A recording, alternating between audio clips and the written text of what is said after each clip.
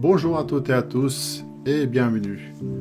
Ça faisait bien longtemps que je voulais vous présenter cette distribution, mais j'ai choisi d'abord de passer plus de temps avec elle avant de pouvoir vous en parler, et cela fait bien plus de 2 ans maintenant. Manjaro est un peu une histoire franco-allemande qui naît en 2011 de la collaboration entre Philippe Müller, le chef du projet, le chef de l'équipe de Manjaro à ce moment, et Guillaume Benoît. La distribution, elle est basée sur Arch Linux. C'est une distribution rolling release par conséquence. Elle utilise le gestionnaire de package Pacman, mais à contrario de Arch, elle utilise ses propres dépôts de package. On trouve les repos officiels, extra et communautaires. Elle est très facile à installer. Elle vise tout public, depuis le plus novice au plus avancé.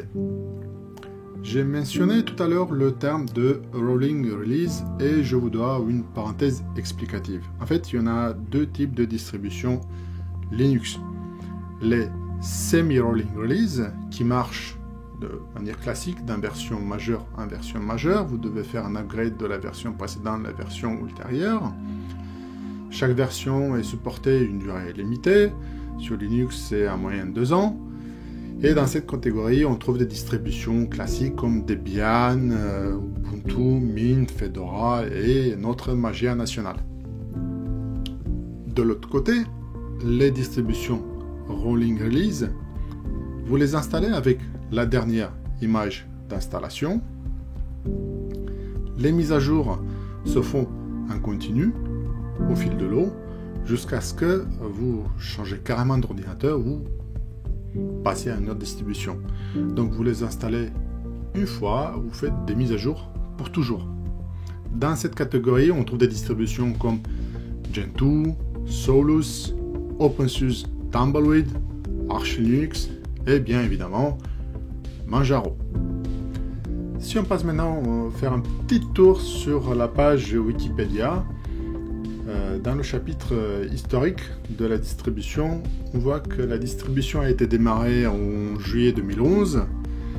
Le premier bêta a vu le jour en 2013 et à partir de 2015, on passe de la numérotation des versions en version année. Aujourd'hui, la version que je vais présenter, c'est la dernière en date, c'est la Manjaro 2020.04. Comment se la procurer? Rien de plus compliqué, on va sur le site manjaro.org et sur la page d'accueil, on clique directement sur le bouton de téléchargement, donc download en anglais. Une fois la page chargée,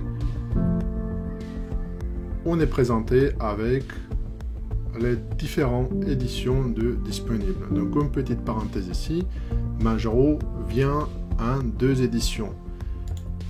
Il y a les éditions officielles, on trouve ici, et les éditions communautaires, qui sont maintenues par la communauté. Et c'est pas une surprise qu'on voit que les éditions communautaires sont généralement un peu en retrait par rapport aux versions officielles, et c'est un peu normal, car l'équipe officielle met quand même le paquet sur l'édition officielle. Dans les éditions officielles, on en trouve la version XFCE, qui est le fer de lance de Manjaro. Donc si vous voulez avoir la Manjaro dans toute sa splendeur, c'est l'environnement graphique qu'il faut prendre. Ensuite, on a plus bas la version KDE. On voit ici qu'en fait les images ne correspondent pas à la dernière version, donc il y a un petit décalage entre les vidéos, donc il faut qu'ils fassent des mises à jour des vidéos de présentation, mais bon, c'est pas grave. C'est la version à prendre en compte, c'est ici, celle qui est indiquée sur le petit bouton rouge. La 3e édition, c'est l'édition GNOME. Petite parenthèse, GNOME fait partie depuis peu des éditions officielles. Auparavant, elle faisait partie des éditions communautaires. Aujourd'hui, c'est un peu compliqué de proposer un Linux du public multi-usage où on n'offre pas la possibilité de choisir GNOME comme environnement graphique d'installation. Et donc, à la demande du public, voici GNOME fait maintenant partie de la version officielle. Et la dernière version présentée, c'est Architect. Architect, c'est en fait un installeur réseau pour les utilisateurs avancés, à mode texte, comme on peut constater ici dans la capture d'écran, qui a besoin bien évidemment d'une connexion à Internet pour pouvoir l'installer, et qui vous permet d'installer manuellement la distribution comme vous la souhaitez, aux petits oignons, un peu en mode Arch Linux. Si on prend maintenant la première, voilà, pour exemple, si on veut la télécharger, il faut faire clic sur Get XFCE et on est présenté avec la page de téléchargement de la version XFCE et on voit que on a deux versions qui sont proposées, donc la version standard et la version minimaliste. La version standard, en fait, c'est un bureau complet avec l'ensemble d'applications prêtes à employer dès que vous l'installez sur l'ordinateur pour que vous ayez un ordinateur complètement fonctionnel. Et vous avez la version minimaliste, basique, qui vous laisse juste avec l'environnement graphique et ses outils d'administration standard indispensables à l'environnement graphique, et ensuite charge à vous de vous installer les applications que vous souhaitez utiliser. Moi personnellement, c'est mon choix, je prends la version minimaliste et par la suite j'installe mes applications que je souhaite. Mais pour la présentation, vu que c'est aussi une présentation grand public, ça a beaucoup d'importance. Le premier contact avec la distribution, on va prendre la version standard et pour la télécharger, nous avons ici le bouton de téléchargement. On voit en bas à gauche, c'est le lien vers le ISO. Si vous voulez que ça aille plus vite, il faut cliquer sur télécharger le torrent et c'est tout. Mais clique et vous téléchargez la distribution. Une fois la distribution téléchargée, l'étape suivante est une incontournable elle aussi, c'est la vérification des fichiers téléchargés. C'est très important car ça nous permet de nous assurer que ce que nous avons téléchargé sur notre ordinateur correspond bien avec l'image qui est mise à disposition sur le serveur de la distribution et qu'elle n'a pas été altérée au passage lors du téléchargement. Si vous êtes sur Windows, il y a quelques outils qui sont mis aussi à votre disposition pour faire cette vérification-là. On voit ici bien qui sont les sommes de contrôle CHA1 pour chaque téléchargement. Et celui-ci, il faut le vérifier avec un outil spécifique. Sur Windows, moi, je vous recommande QuickHash. QuickHash que vous le trouvez sur l'URL quickhash-gui.org. Vous cliquez sur Download et une fois la page chargée, vous cherchez la version pour Windows et vous la téléchargez. Un autre outil pour vérifier les clés, c'est Raymond's MD5 SCHA Checksum Utility. Pareil, vous le téléchargez et ça vous permet de vérifier que les fichiers que vous avez téléchargés, s'ils ont la même somme de contrôle que ceux qui sont indiqués sur le site de la distribution. Et un troisième, celui-ci il est très simple et rapide d'installation. Si vous allez sur le Microsoft Store, vous cherchez l'outil, il s'appelle HTool et cliquez sur Get et il s'installe directement sur Windows et vous êtes prêt à vérifier les sommes de contrôle. Une fois Si vous êtes sur Linux, bon, il n'y a rien de plus simple. Les outils de vérification des sommes de contrôle sont intégrés automatiquement dans quasiment toutes les distributions Linux. Pour faire ceci, donc, il suffit d'aller sur le terminal, vous positionnez dans le répertoire où vous avez téléchargé les outils. Chez moi, je les ai mis dans ISO, donc je vais céder ISO. Et voilà. Et je vois que c'est bien celle-ci, la Manjaro XFCE. C'est la version que je vais vérifier. Et pour vérifier la somme CH1, c'est la commande CCH1 somme et le nombre de fichiers. Et entrée. Après quelques secondes, en fonction de la puissance de votre machine, le fichier va être, la somme de contrôle va être calculée et on aura le résultat à l'écran. Ce qui nous reste maintenant, c'est juste comparer la somme qui est affichée ici avec la somme qui est indiquée sur le site. Je vais CTRL-C, je vais comme un bourran et je la paste direct dans le répertoire. Et je vois que c'est 50406833 et ça finit par... bon, bah, apparemment, les deux sommes sont bonnes, donc on peut utiliser cette image en toute sécurité. Passons maintenant à l'étape suivante, préparation du média d'installation. Une fois que nous avons bien vérifié que les sommes de contrôle correspondent bien à ceux indiqués sur le site de la distribution, il nous reste à préparer notre média d'installation. Donc si vous avez encore un ordinateur qui démarre avec un DVD, donc il faut graver cette image là sur un DVD. Et bonne nouvelle, les images Manjaro, c'est des images hybrides, vous pouvez les graver sur CD DVD dans notre cas vu la taille des images, mais aussi la même image on peut l'écrire sur une clé USB. C'est pas tout à fait des transferts de fichiers classiques. Sur la clé USB, il faut utiliser un logiciel spécial qui permet de transférer cette image là sur la clé USB afin que la clé USB soit bootable. Pour ceci, moi je vous recommande un seul outil, s'appelle Etcher, maintenant Balena Etcher, que vous pouvez le télécharger ici sur l'URL balena.io/etcher.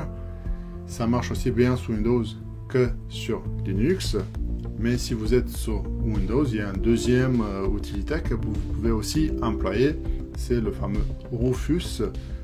Vous le trouvez sur rufus.ie, vous téléchargez et le guide, la page de l'utilitaire, il est auto-explicatif, c'est assez clair et vous ne pouvez pas vous tromper dans l'opération. Maintenant, prenons l'exemple rapide de comment ça marche Etcher. Je l'ai déjà téléchargé. Je l'ai décompressé ici dans Etcher. C'est un format AppImage. C'est aussi un format de distribution universelle des applications sur Linux qui sont indépendants de votre distribution. Ça veut dire que vous prenez l'AppImage et si vous avez une Ubuntu, une Mint, une Red Hat, une Fedora, un SUSE, Mageia et peu importe, ça marche sur tout. Il faut juste le télécharger, décompresser le zip et faire 2 clics sur l'application et elle va se lancer. Bon, ça prend un peu plus de temps au lancement, ce qui est normal parce qu'elle englobe tout son file system avec qui est un peu en mode protégé par rapport à nos applications habituelles. Et pour graver l'image, c'est très simple.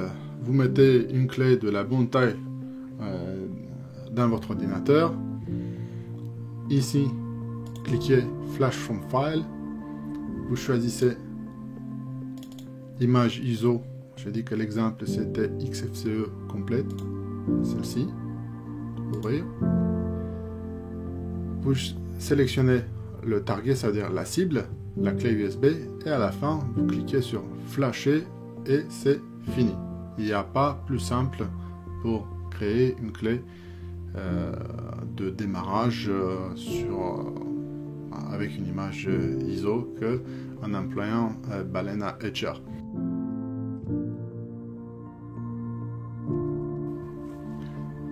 Passons maintenant à l'étape importante de ce tutoriel, c'est l'installation de Manjaro XFCE. Pour démarrer l'installation de Manjaro Linux, il faut suivre quelques étapes simples. La première, c'est introduire le média de démarrage, la clé USB ou le DVD en fonction du cas. Deuxième, appuyez sur la touche spécifique au modèle de votre ordinateur pour entrer dans le BIOS et configurer le démarrage depuis la clé ou le DVD en fonction du cas. Vous trouverez ici, sur cette page-là, la liste de toutes les touches de démarrage par type de modèle d'ordinateur.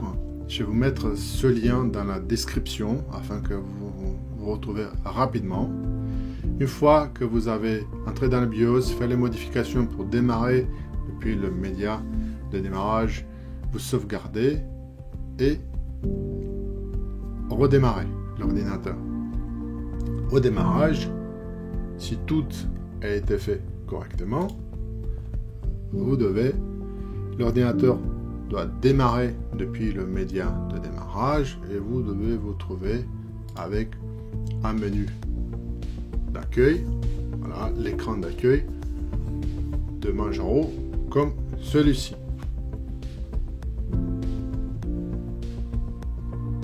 Et on laisse démarrer.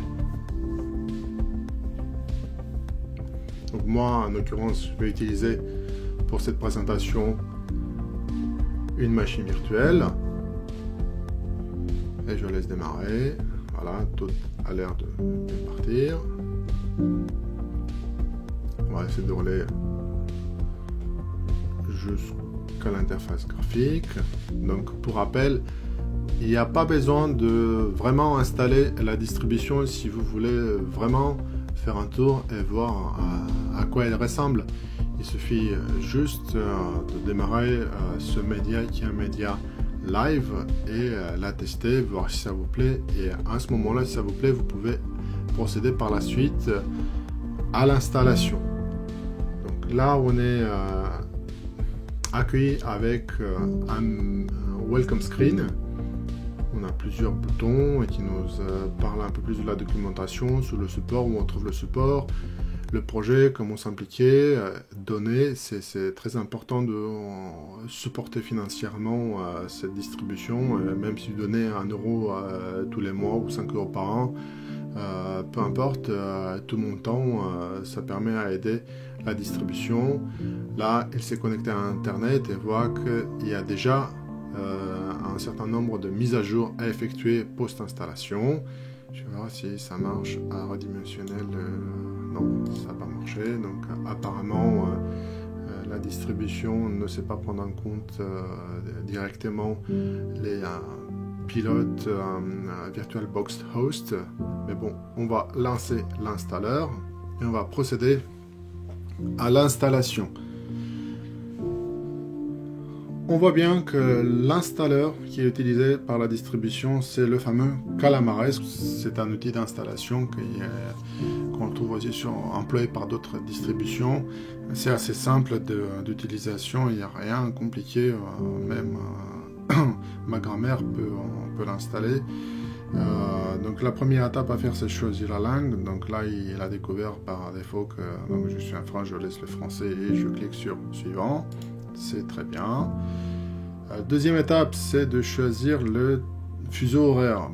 Voilà, il est encore bien détecté. Bon, sinon, en fonction de votre fuseau horaire, si vous trouvez au Canada ou ailleurs, vous choisissez le vôtre et cliquez sur suivant.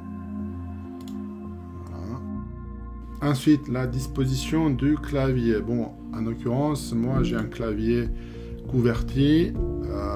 Je vais le mettre en QWERTY. Je vais faire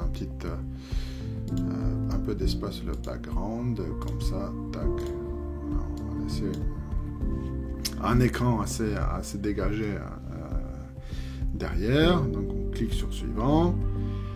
Et nous sommes présentés maintenant avec l'étape de partitionnement de disque dur. Je suppose que vous souhaitez passer de Windows à Linux, et dans ce cas, le plus simple à faire, c'est de raser tout et installer sur du propre. Sinon, donc il y a la possibilité de redimensionner la partition Windows, faire un peu d'espace et installer là-dedans la Manjaro pour faire un test. Moi, dans ce cas de figure, je vais prendre l'exemple où on veut vraiment raser tout le disque dur, ce qui est le plus simple, et installer Manjaro dessus. Donc, ce qu'on va choisir, c'est cliquer sur effacer le disque. Et là, il me propose si je veux de swap ou pas de swap. Oui, je veux un swap, mais sans hibernation. Le swap, c'est un fichier d'échange. En fait, c'est une prolongation de la mémoire sur le disque dur qui a plusieurs rôles sur Linux. La première, c'est de décharger les pages qui sont les moins utilisées, et aussi permettre au moment où vous avez des crashs des applications, de récupérer les core dumps. Le swap, il est fortement utilisé à ça pour faire des analyses post-mortem sur ce qui s'est passé dans la mémoire à ce moment-là. Il y a aussi la possibilité, si la taille du swap ou du fichier d'échange et de la taille de la mémoire, si vous avez un ordinateur portable par exemple et vous fermez le capot, il permet de mettre un mode hibernation, c'est-à-dire il va suspendre toute la mémoire, il va la copier dans le swap, et au moment où vous rallumez, vous ouvrez l'ordinateur portable, à ce moment-là, il y a un transfert depuis le swap dans la mémoire et vous partez de là où vous étiez arrêté. Il faut savoir que ici en bas, il nous présente en fait le schéma de partitionnement. Par défaut, c'est Extended 4.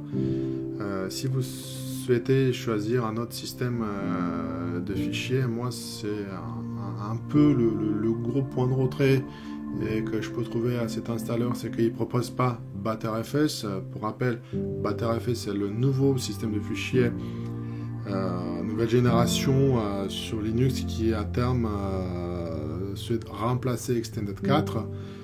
Aujourd'hui, si vous souhaitez utiliser ButterFS, il y a des possibilités, mais il faut plutôt passer par l'architecte pour pouvoir l'installer ainsi.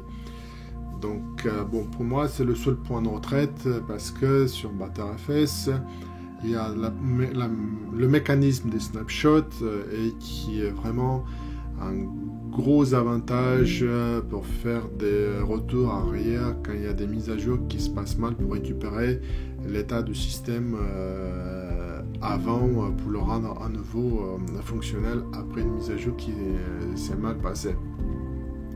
Mais même si c'est comme ça, c'est pas grave, il y a des outils qu'on verra par la suite après l'installation, comment c'est possible de le faire.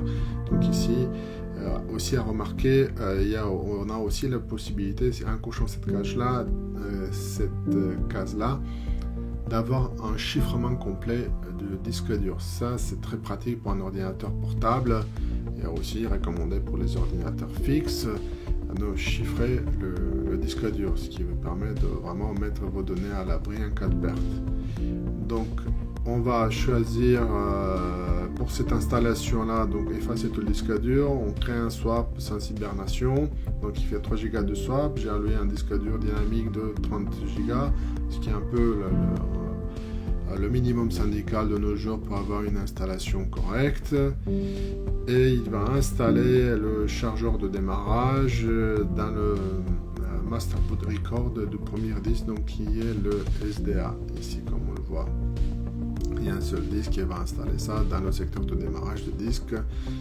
Et donc c'est parti. C'est pratiquement tout ce que nous avons à faire pour installer Manjaro. Et ça, c'est la dernière étape. Maintenant, il faut créer un utilisateur, celui qui aura aussi par la suite, si on souhaite lui donner des droits d'administration de la machine. Donc moi, je vais créer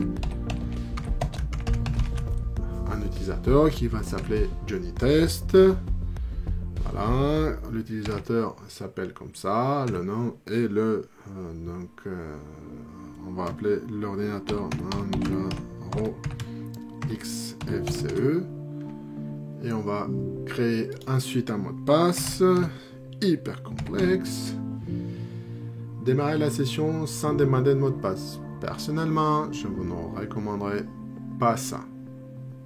Et vous faites comme vous voulez. Et pour des raisons de facilité, je vais cocher cette case-là. Comme ça, c'est le même utilisateur qui aura aussi les droits d'administration. Mais rassurez-vous, c'est pas comme sur Windows.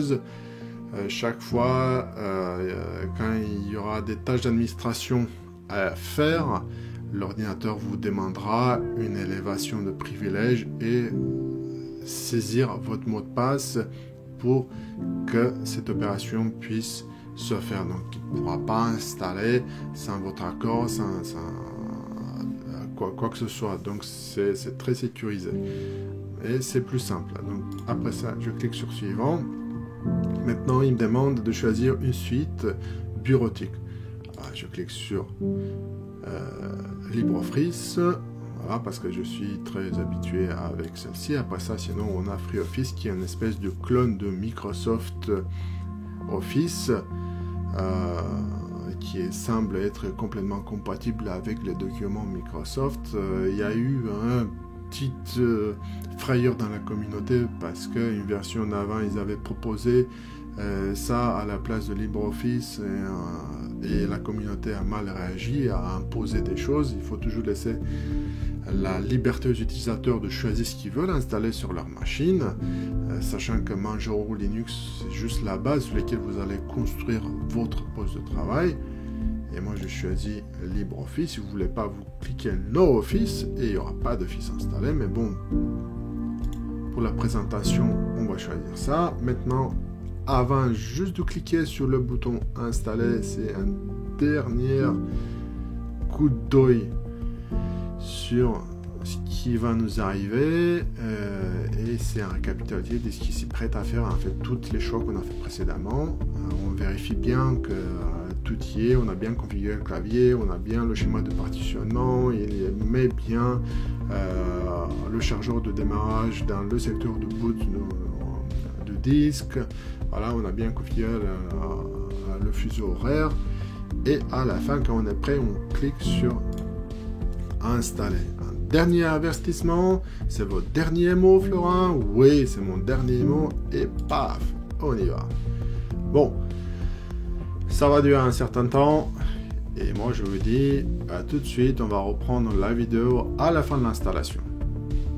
Maintenant que l'installation est terminée, il nous reste une dernière étape, c'est de redémarrer l'ordinateur. Donc là, avant de redémarrer, moi, je vais cliquer sur Terminer pour pouvoir éjecter correctement l'image ISO. Donc ce que je vais faire dans ce cas-là, c'est l'éteindre proprement. Clac, et je vais un shutdown. Et une fois qu'il s'est bien arrêté, je vais oublier Baleine Hatcher démarrer. Je reviens ici sur la machine virtuelle dans les paramètres. Stockage et l'image et je vais juste éjecter le disque remove. Voilà, c'est bon, maintenant c'est parfait et je vais démarrer l'installation et comme vous pouvez le constater, j'ai déjà préparé des machines installées avec KDE et GNOME pour vous présenter aussi ce que sont les autres versions. À vous de choisir celle qui vous convient esthétiquement le mieux. Donc là on va démarrer avec Manjaro XFCE. Et il va démarrer. Le premier démarrage, il est toujours un peu plus long que d'habitude parce qu'il y a des paramètres à se mettre en place, il y a des drivers à compiler, il y a un peu des travaux internes. Voilà. Et ben voilà, nous sommes présentés avec l'écran d'accueil et je tape mon super mot de passe et je me connecte. Et on va voir si j'arrive à... si le driver VirtualBox a été pris en compte. Enfin, j'ai compris d'où venait le problème. Apparemment, ne contient pas les drivers VirtualBox addition par défaut, et donc j'ai dû aller redimensionner manuellement la résolution de la machine virtuelle, faisant clic sur le menu ici, Manjaro, affichage, et je sélectionne affichage, et ici je peux choisir la résolution qui va bien. Donc j'ai pris une qui me convient très bien par rapport à la taille de mon écran, et donc c'est comme ça que j'ai réussi à résoudre le problème de l'affichage trop petit, malgré le fait que la machine virtuelle a comme driver, on voit ici bien VBox SVGA. Donc toutes les machines virtuelles, ils ont ce driver là, VBox SVGA, pour qu'il puisse être ajusté à la taille de manière dynamique. C'est le driver à choisir si vous voulez que la VirtualBox Addition fonctionne avec votre machine virtuelle. Maintenant, passons à la présentation de l'interface graphique. Comme vous voyez, c'est un peu, moi personnellement je trouve assez à mon goût. C'est le bureau XFCE le plus poli que j'ai polissé que j'ai trouvé. Il est très bien. On passe de gauche à droite classiquement. Donc en haut on a la corbeille, le système de fichiers et le répertoire maison personnelle de l'utilisateur, qui n'ouvre, si on clique dessus, le navigateur des fichiers, qui nous présente effectivement avec les répertoires et les documents qui s'y trouvent dedans, téléchargement. Donc toutes sont vides parce que je n'ai rien, il vient juste out of the box, il n'y a rien, tous les répertoires sont vides. Ils vont être peuplés au fur et à mesure de l'utilisation. Ensuite, à bas à gauche, on a le fameux menu démarrer, entre guillemets, où on trouve un arrangement assez familier aux utilisateurs Windows. À droite, on a les catégories des applications installées, et à gauche, ils vont s'afficher une à une. Commençons d'en haut en bas par les accessoires. Et on peut aussi, vous voyez pas complètement le texte, on a ici une petite flèche et on clique dessus, on tient appuyé et ça nous permet de redimensionner la fenêtre selon les goûts. Dans les accessoires, on a la liste des accessoires, on a le calculateur, gestionnaire des fichiers Tunar, le gestionnaire des tâches, GTK-H pour une interface graphique pour calculer les centres de contrôle, pour ne plus passer par la ligne de commande pour les plus novices, c'est ce qui est très bien. Voilà, la gestionnaire le mousepad, c'est un éditeur de texte. Voilà, et XFCBurn, c'est l'utilitaire de gravage de CD et de DVD. Dans les autres, c'est tout ce qui n'a pas pu entrer dans les catégories, donc apparemment c'est un driver HP. Dans la catégorie bureautique, nous avons le calendrier, dictionnaire et la suite Office et QPDF pour visualiser les fichiers PDF. Donc on a quasiment l'ensemble d'outils pour faire la bureautique au quotidien. Dans la catégorie éducation, c'est LibreOffice Math, donc l'éditeur d'équation de LibreOffice. Dans la catégorie graphisme, nous avons GIMP, un éditeur des images. Bon, la plupart des gens disent que c'est le Photoshop open source, mais c'est un outil complètement différent, dans le même style que Photoshop, mais avec sa propre philosophie à lui. et on a LibreOffice Draw et un visionneur d'images élégant. Voilà pour visionner les images. Dans la catégorie Internet, on a Firefox, XChat. XChat, c'est un client IRC. Et on a Pidgin, la messagerie instantanée, Thunderbird, qui est le client de mail, et Steam. Donc pour ceux qui veulent jouer, donc on a Steam déjà installé, il suffit juste de lancer, vous connectez avec vos identifiants et boum, vous êtes prêt à jouer.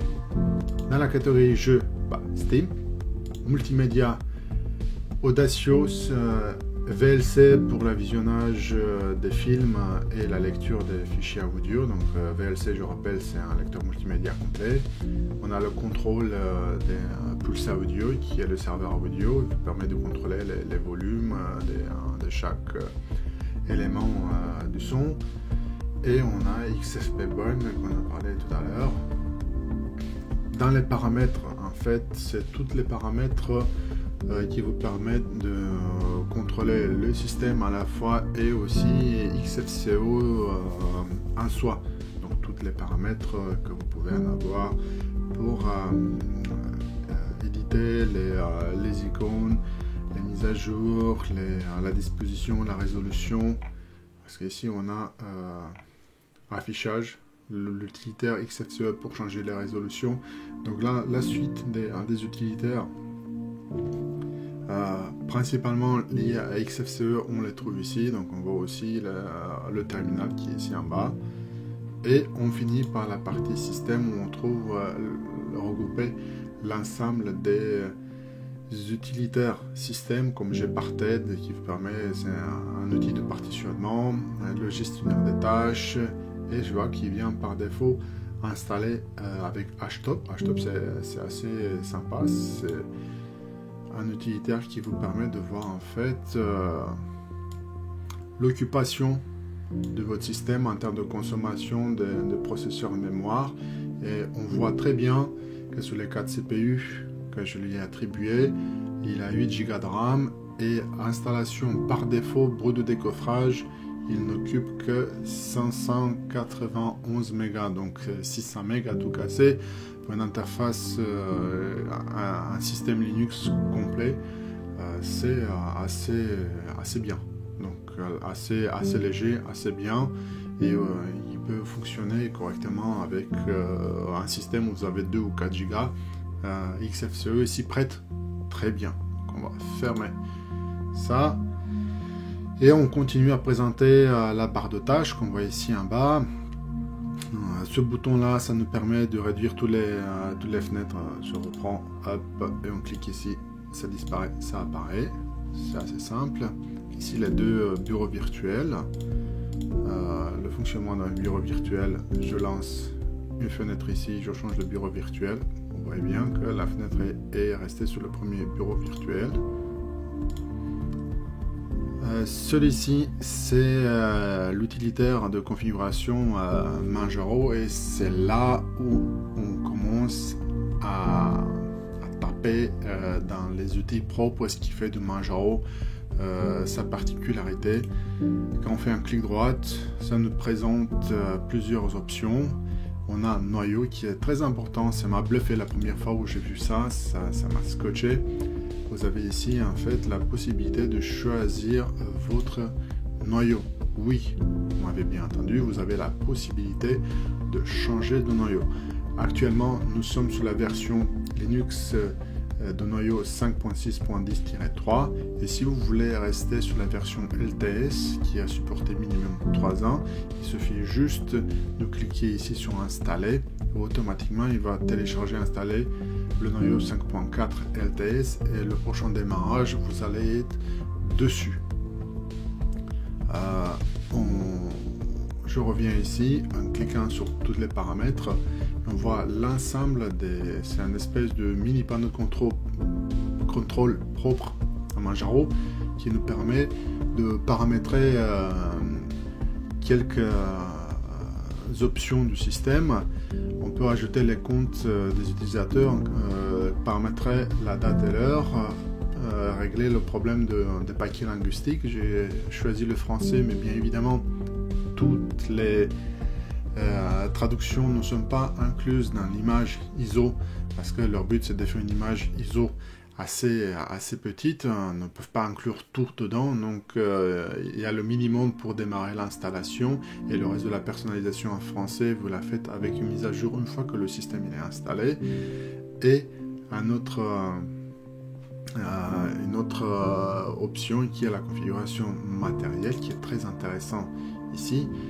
Si vous avez un ordinateur avec une carte vidéo NVIDIA, vous avez la possibilité de choisir entre le driver open source ou la version propriétaire de NVIDIA. Très facile, vous juste cocher, appliquer, et ça y est, c'est fait. Ils téléchargent et installent les pilotes que vous leur avez demandé. Le prochain démarrage, ils sont actifs. C'est aussi simple, il n'y a pas d'autres manipulations compliquées à faire pour choisir et installer son driver. On passe maintenant aux autres icônes de la boîte à outils. Ici, on a un indicateur qui nous dit qu'il y a des mises à jour en cours. On a la date et l'heure, et aussi le bouton de déconnexion. Si on clique dessus, on est présenté avec la fenêtre de déconnexion. On peut choisir de redémarrer, éteindre ou déconnecter, mettre en veille, et ainsi de suite. Et si on fait ici un clic droit, on voit qu'on a le gestionnaire des paquets. Et la première fois quand vous installez, après l'installation, ce qu'il faut faire, c'est faire les mises à jour. Donc, ici, on clique, ça c'est le gestionnaire des packages en mode graphique, donc l'interface graphique de Pamac. Pamac, c'est l'outil, le gestionnaire de packages propre à Manjaro, qui est aussi une version ligne de commande et une interface graphique. Ceci, c'est l'interface graphique pour avoir une facilité à l'usage. Et pour les mises à jour, il faut juste cliquer ici sur les mises à jour. On a toutes ces applications-là que nous venons de les installer par défaut et qui actuellement ils ont des mises à jour. Ce que je vais faire, je vais appliquer les mises à jour et je vais reprendre la vidéo. Après, clic, appliquer, saisir le mot de passe d'administrateur, parce que je vous rappelle, j'ai choisi à l'installation d'être aussi administrateur avec cet utilisateur-là. Je clique appliquer et c'est parti pour une mise à jour. A tout de suite. Voilà, la mise à jour a été effectuée. J'ai redémarré la machine virtuelle et nous revoilà sur l'interface graphique XFCE. Et on voit ici que l'icône Manjaro est réapparue. Donc on a l'occasion de continuer la présentation, un clic droit dessus, et en cliquant sur options, on a ici la possibilité de choisir vraiment quels sont les types de noyaux qu'on va utiliser par la suite. Donc, ce que je recommande tout de suite, c'est d'installer uniquement les noyaux LTS. Et parce que c'est plus simple, plus de stabilité, c'est à choisir, et voilà, et cocher ici, vérifier l'existence des paquets linguistiques manquantes. Donc ça c'est appliqué, quitter, et comme je disais tout à l'heure, on parle des noyaux. Là je vais vous montrer un temps réel. Donc aujourd'hui on est le 5.6.10-3. Je lance un terminal et je vais taper ici uname-a. Il va nous dire qu'effectivement nous sommes bien sur le noyau 5.6.10-3. Je vais changer le noyau, je prends le LTS log 5.4, je fais installer. Il me demande d'installer la version de Linux VirtualBox Guest Module. Je vais cliquer sur oui. Je tape le mot de passe, entrée.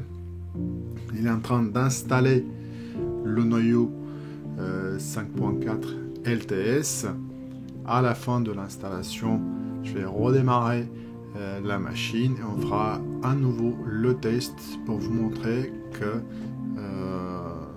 Manjaro a bien installé avec succès, qu'on tourne sur la version LTS noyau et qu'on sera notifié seulement s'il y a un nouveau noyau LTS qui apparaît et il nous proposera d'installer dorénavant que les futures versions seulement des noyaux LTS. Personnellement, je mise sur la sécurité de votre poste et je vous recommande de rester bien sur les noyaux LTS en tant qu'utilisateur habituel, monsieur, madame, tout le monde, comme moi aussi je me classe dans cette catégorie-là, sur mes postes de travail, surtout celui de production, je reste sur les noyaux LTS.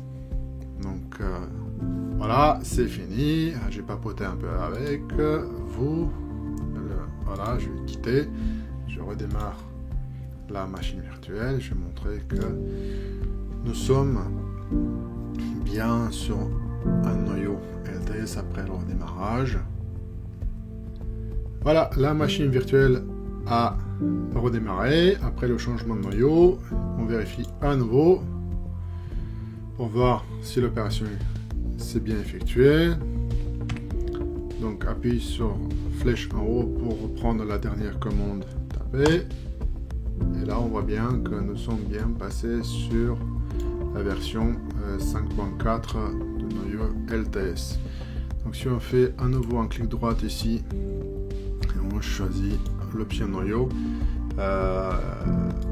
juste avant redémarrer, il fallait enlever la version précédente de 5.6, sinon il redémarre à nouveau là-dessus. Donc il ne faut pas oublier de désinstaller la version précédente. Donc on peut changer de version noyau, mais il faut garder une à la fois sur laquelle on l'utilise. Voilà pour cette partie-là.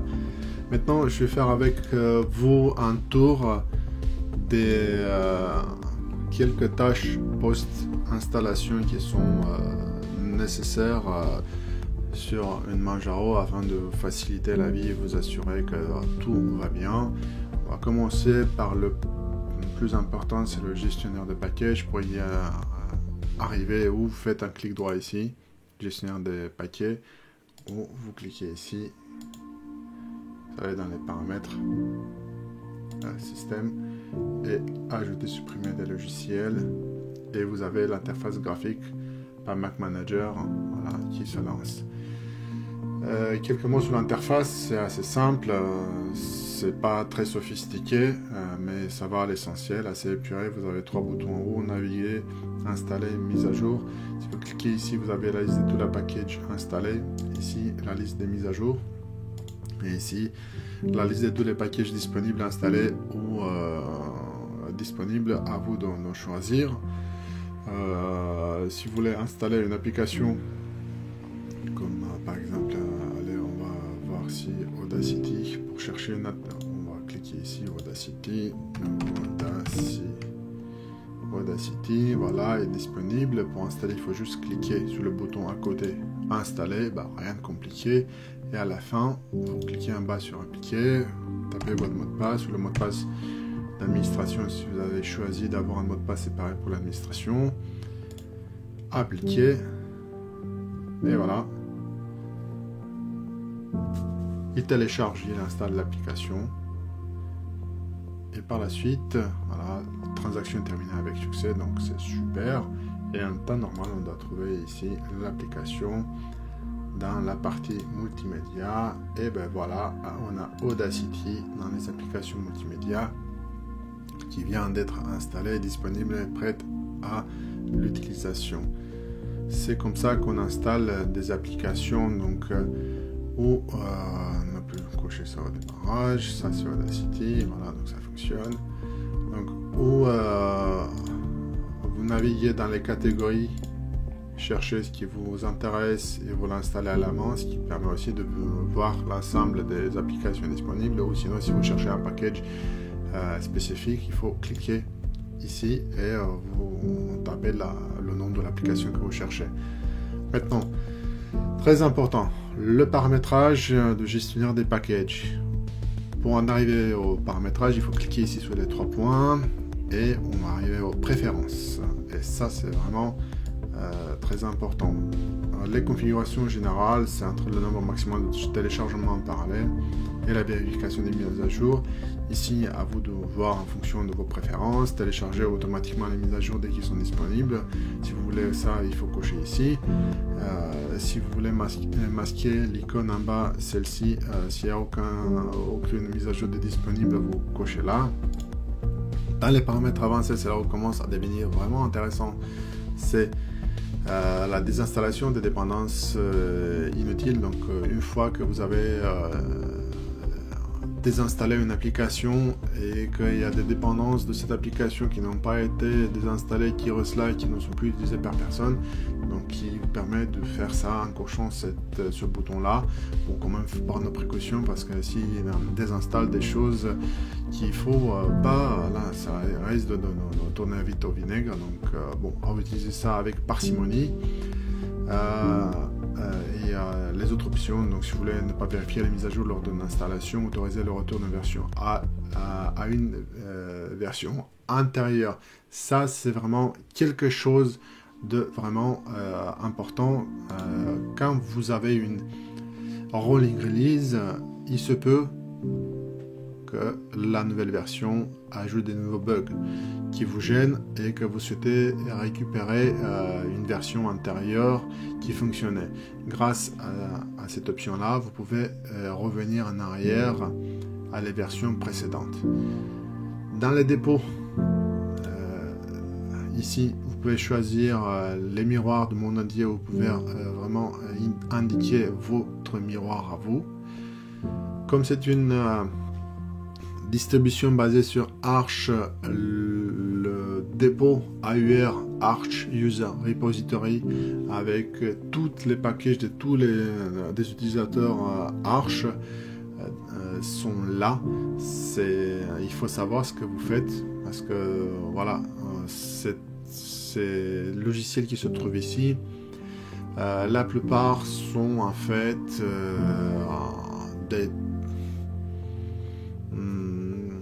à la merci des utilisateurs. Donc je ne dirais pas qu'il manque d'un processus de vérification rigoureux, mais en tout cas ce ne sont pas ceux qui correspondent aux règles strictes des packages qui vont arriver dans les repos officiels de l'application de la distribution.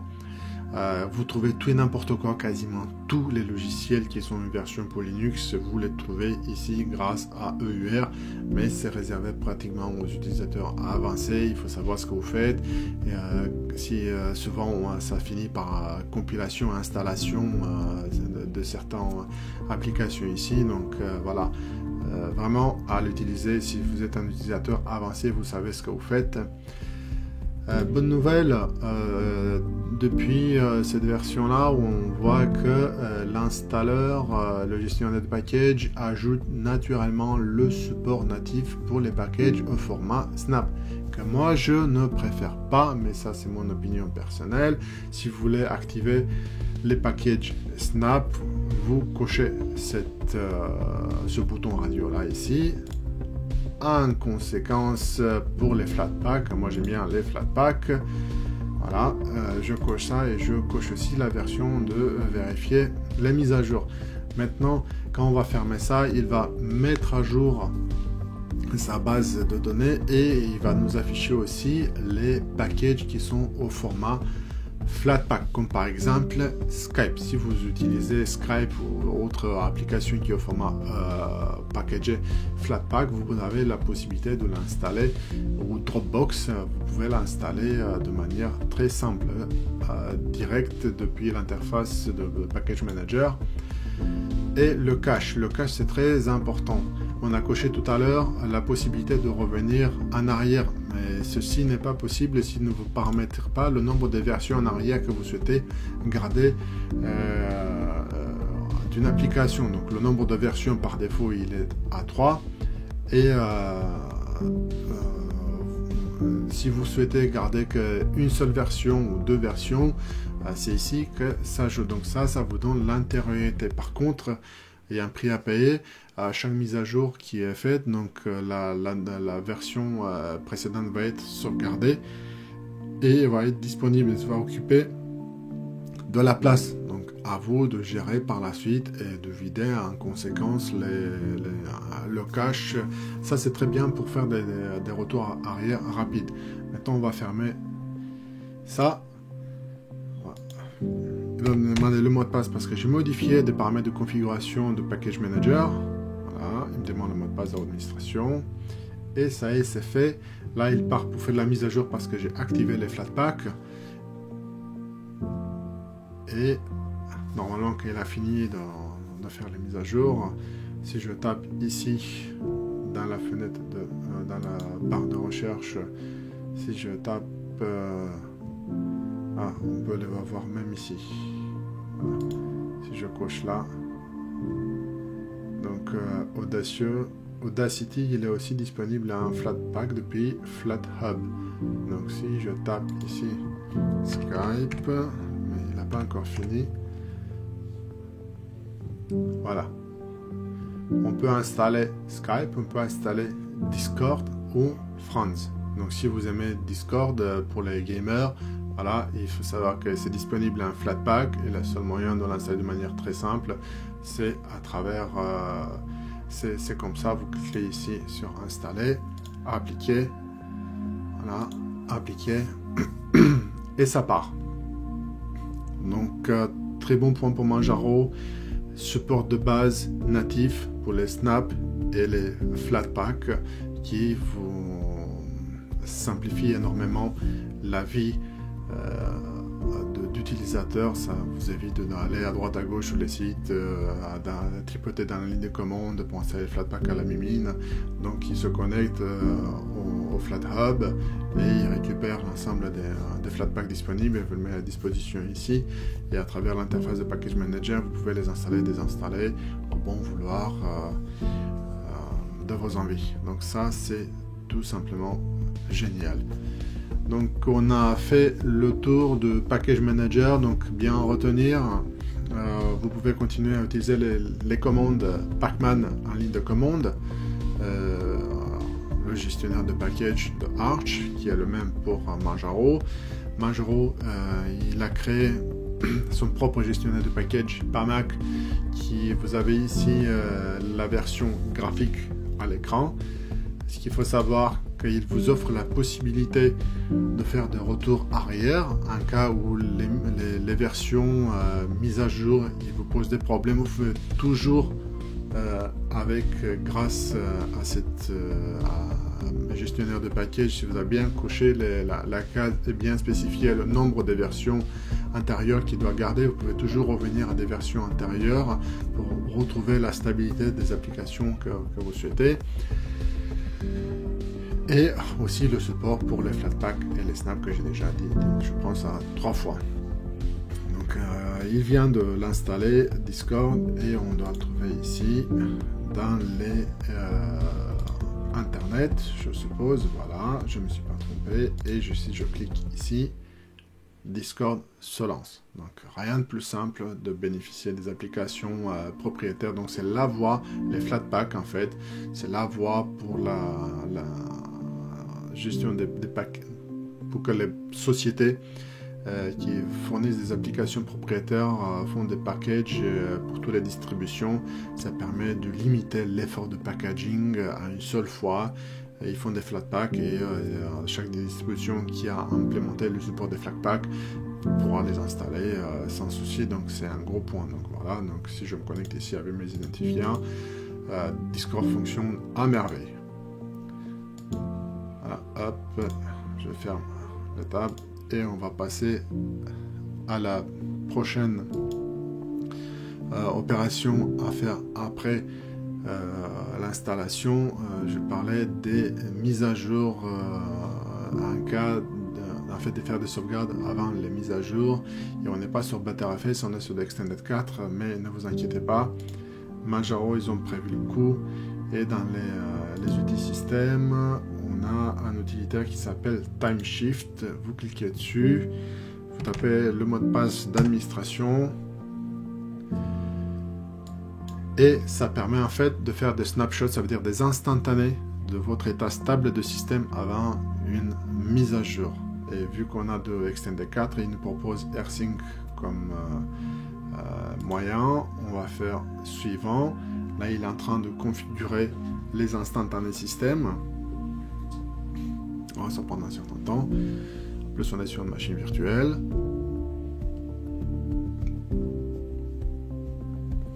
Voilà, donc on va choisir ici où est-ce qu'on va faire les instantanés. Donc ça va être sur la même partition. On va cliquer sur suivant. Et là, il me demande la fréquence avec laquelle on va faire ces instantanés. Donc moi, je vais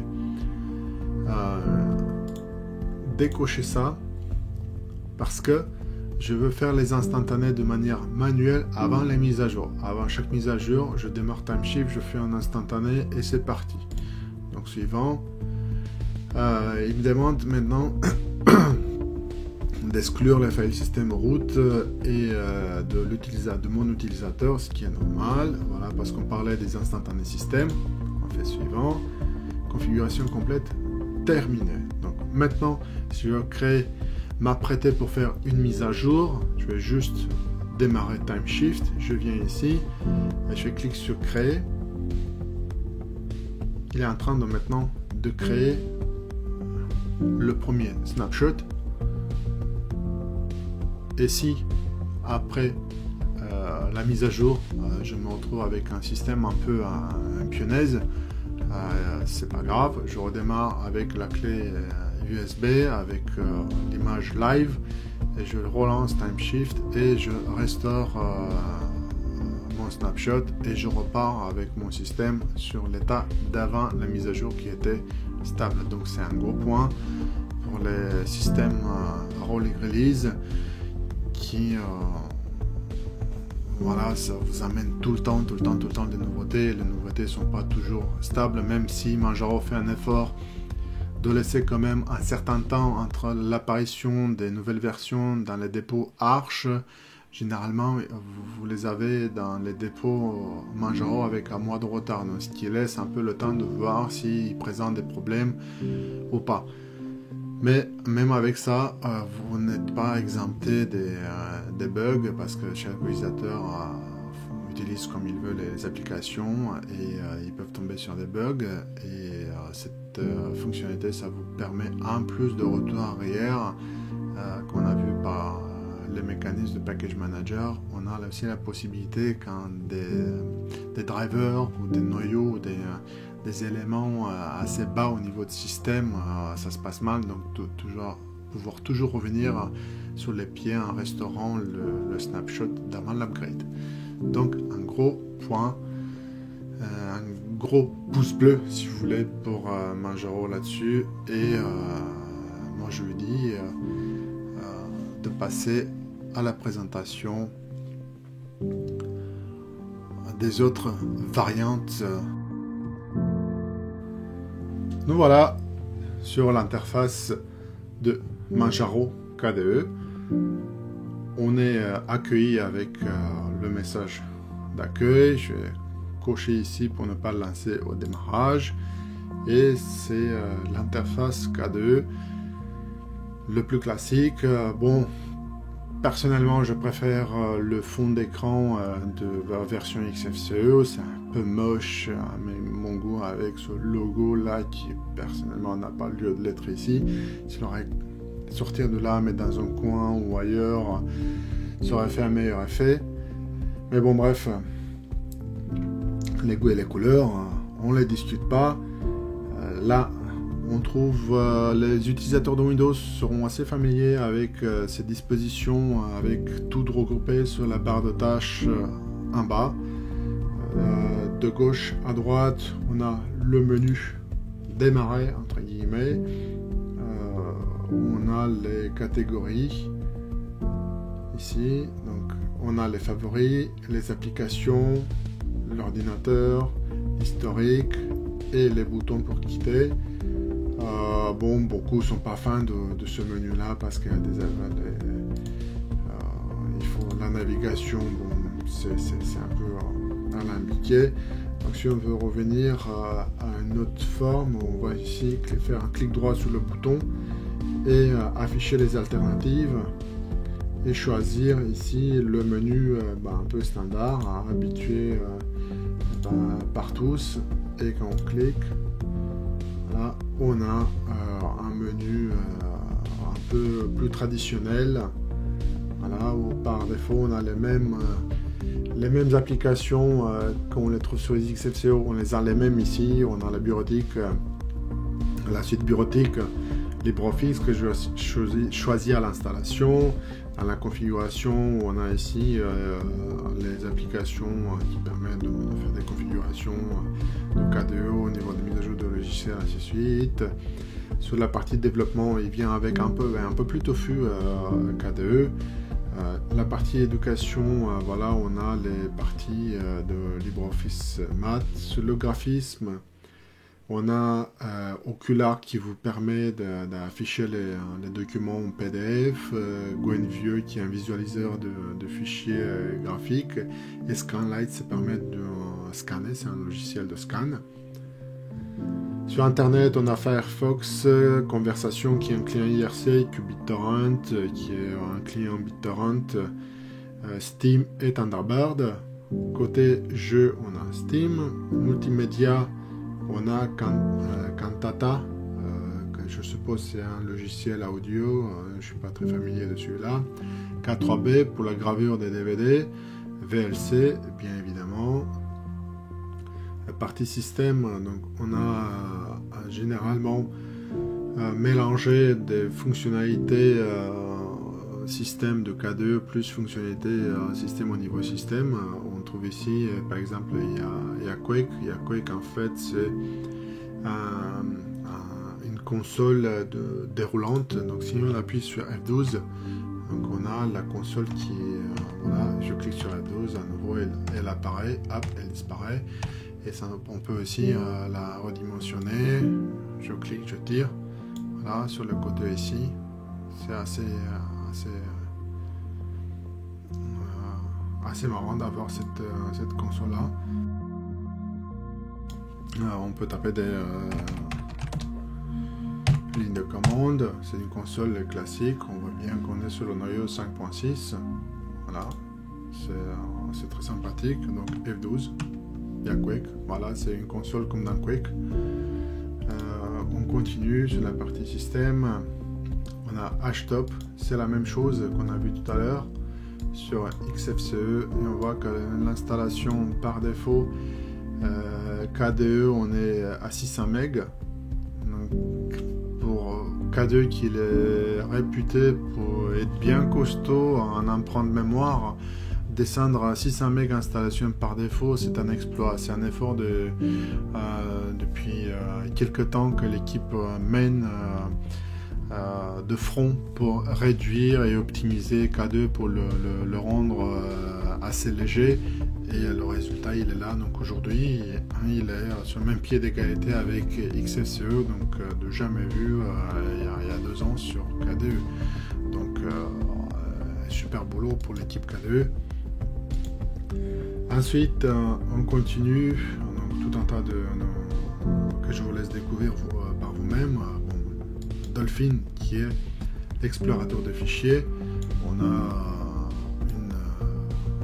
c'est un peu plus complexe que Tuner sur XFCE, parce que c'est comme ça.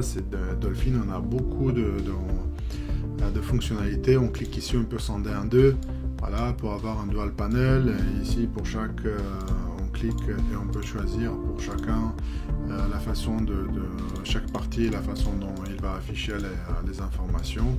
Et on a ici les options. C'est pas les options qui manquent sur KDE, soyons honnêtes. Donc pour un novice, il peut se sentir un peu perdu. Mais voilà, pour ceux qui commencent à aimer un peu, à avoir des choix et pouvoir configurer leurs interfaces graphiques aux petits oignons, à KDE, il y a pas une interface qui arrive à la cheville. Donc c'est l'interface la plus personnalisable. Vous pouvez faire n'importe quoi avec elle. Donc vous regardez sur mon environnement de bureau ici, j'ai KDE, je suis un fanat de KDE de longue date. Hein, ça fait pardon, bientôt 20 ans de 20 ans, oui, d'utilisation, je ne me délaisse pas. Donc j'ai vu toutes les évolutions, c'est magnifique comme environnement graphique et ça permet donc de vraiment le transformer dans ce que vous voulez. Avec l'AT, le doc super duper de côté.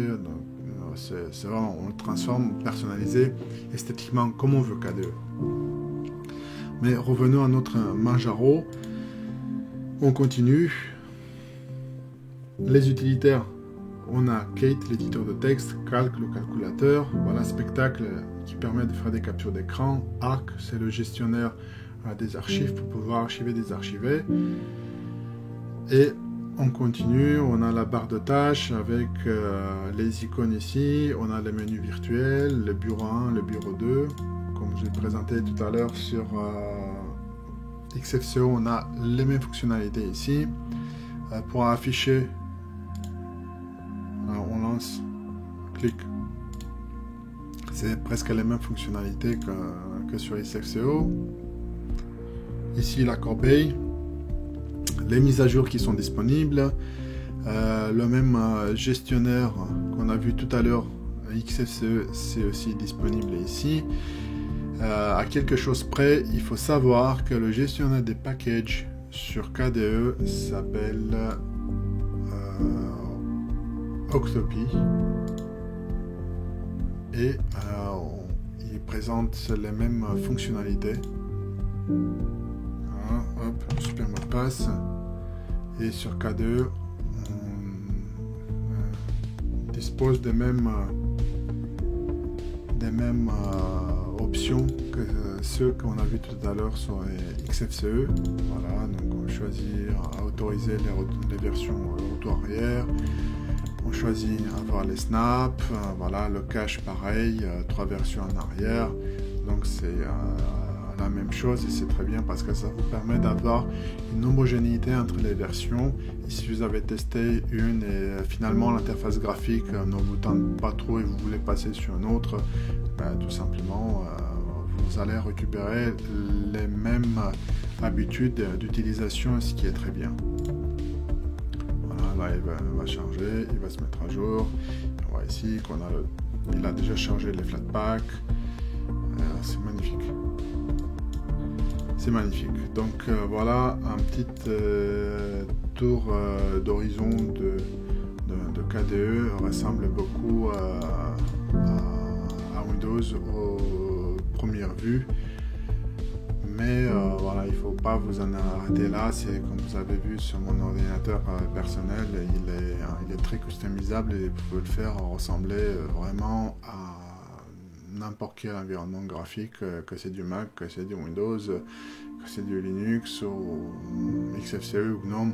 Donc vous pouvez le transformer comme vous voulez, tout simplement en allant sur Système, Settings. Hop, il faut que je retrouve les configurations. Voilà, c'est la configuration système. Et ici, on fait clic.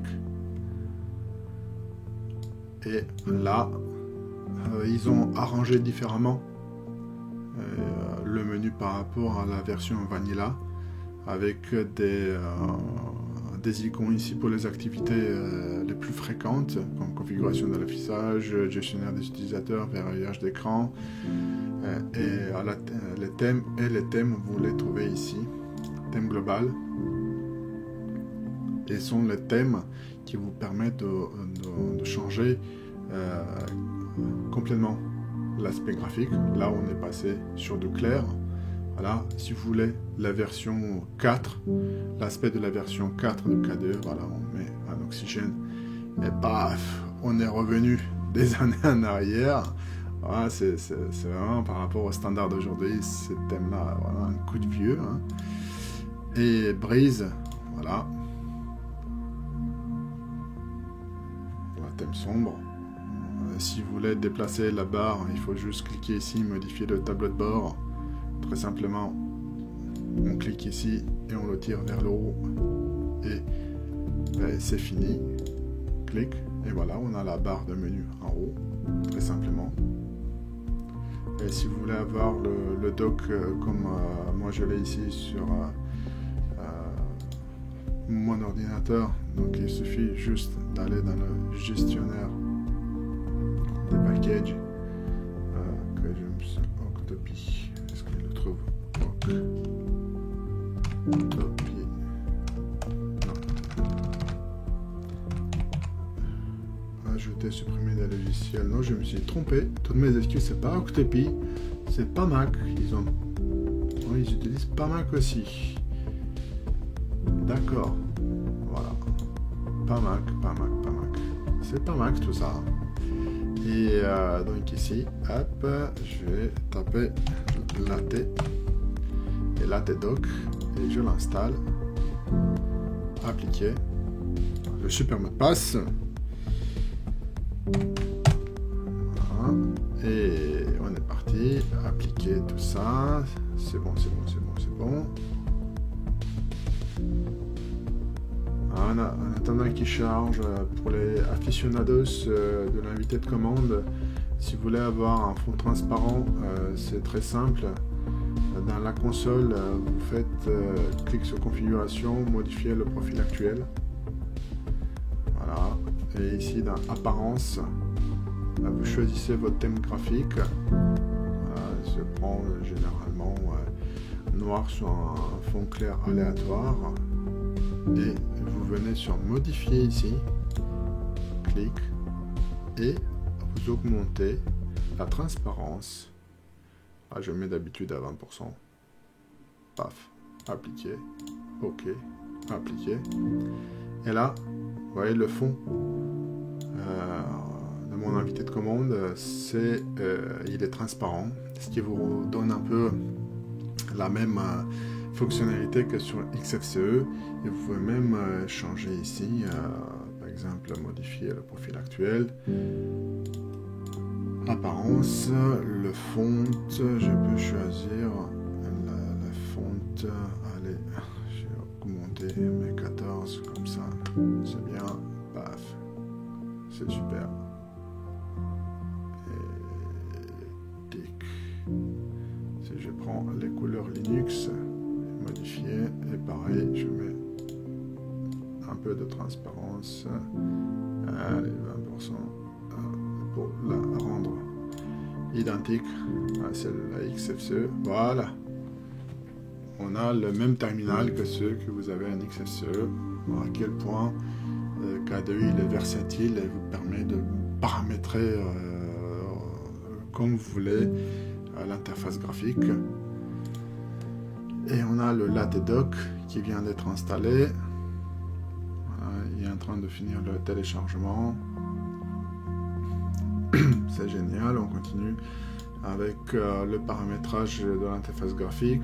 Vous avez, ça c'est la thème globale, mais vous pouvez aussi changer les éléments un à un entre le style. Si vous avez par exemple envie de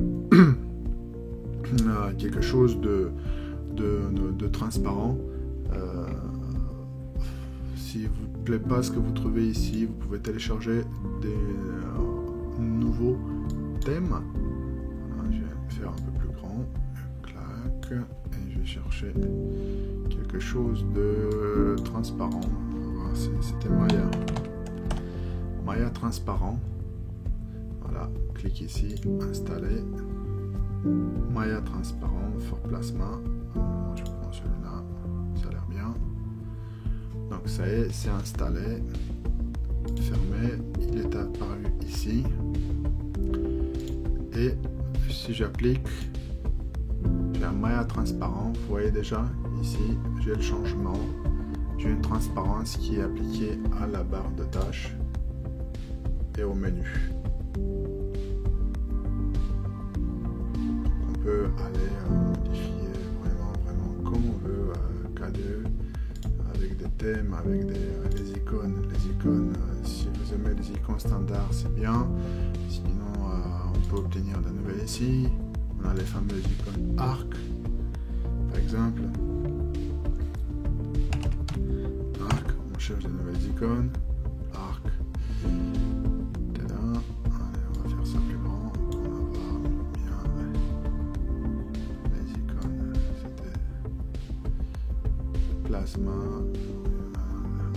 icons complète.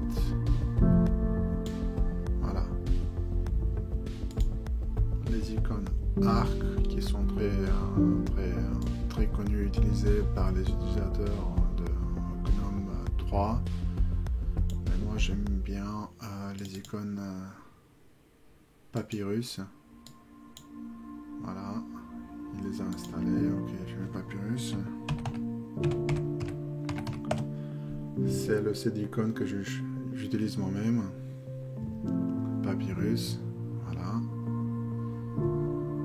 Clic. Bon. On attend qu'il télécharge. N'oubliez pas, on est sur une petite machine virtuelle.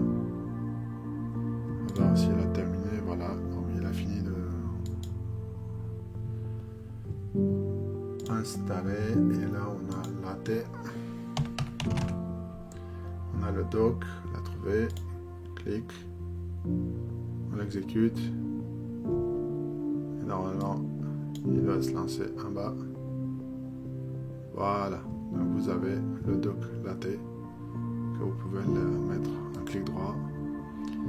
Doc settings. Et on peut le paramétrer, celui-là, pour l'afficher. Emplacement, là on mettra left. Voilà. Donc il a affiché ici côté, on ferme. Donc vous avez la possibilité de modifier la taille, la transparence, tout ce que vous voulez, et modifier le Papyrus, il est là. Je sais pas pourquoi il ne le trouvait pas. Papyrus master, allez. Installer, master. Tac. Il va l'installer. Et on pourra changer les icônes et avoir les mêmes icônes que ceux qui sont là, un peu plates et dessinées. Voilà. Ça prend un certain temps. Ah ben voilà, ça y est, c'est fait. Et je clique ici sur utiliser. Et c'est fait. Donc on a les icônes Papyrus. Voilà. Donc, qui sont appliqués à la véritable. Ah ben non. Arc icons. Voilà. Arc icons. Il y a les icônes arc.